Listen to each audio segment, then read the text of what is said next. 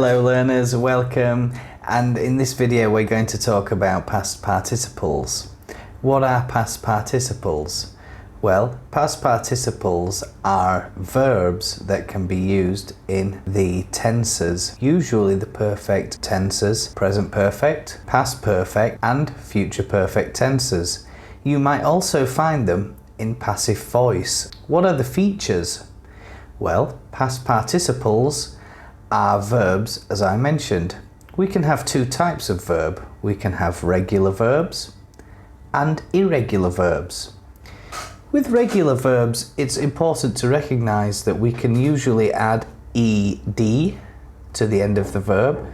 We might also have to double the final consonant on this word. So we'll check a few of those examples out later. We can also add ing to the regular verbs, so they're quite straightforward, and a lot of verbs generally follow that pattern. Irregular verbs, however, can be a little bit different. They can have different spellings. They might also carry the same word, and they can be a little bit tricky to use. I know certainly the learners who I teach have some difficulties remembering the past participles, especially when the irregular verbs are mentioned. It's almost like a bit of panic. There's no need to panic with English. Take your time, keep calm, and think about the things you have learned. Think about the things you've learned in this video, and suddenly everything will become clear and it'll be much easier for you. Let's take a look at this verb here. Put. Is this a regular verb or an irregular verb? Correct. It's an irregular verb. Now, why is this an irregular verb? Well, I can say put. I have put my lunch out on the table. However, I cannot say I have putted my lunch on the table. And I cannot say I have putting my lunch on the table, because those examples simply do not make sense. Some other verbs that are irregular that learners struggle with during the English lessons I teach, and perhaps you're feeling the same way too. To demonstrate this, what I'm going to do is I'm going to give you the bare infinitive of the verb. Then I'll also give you the past participle of the verb, and that's where I really want you to focus your attention.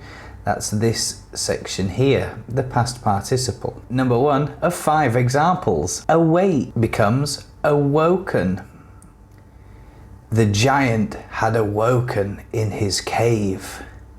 Okay, so we can see there that the experience is the giant awoken in his cave. As I mentioned before, awake is an irregular verb. We cannot say awaked with an ed, and we cannot say awaking because it just doesn't really flow in that type of sentence unless we're trying to make it into a continuous form of the verb. Example, the giant is awaking from his long sleep.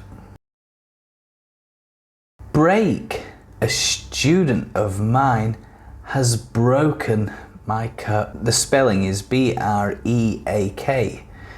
We cannot say braked or breaking in that particular sentence because we're talking about the experience. We're using there the present perfect. Feed.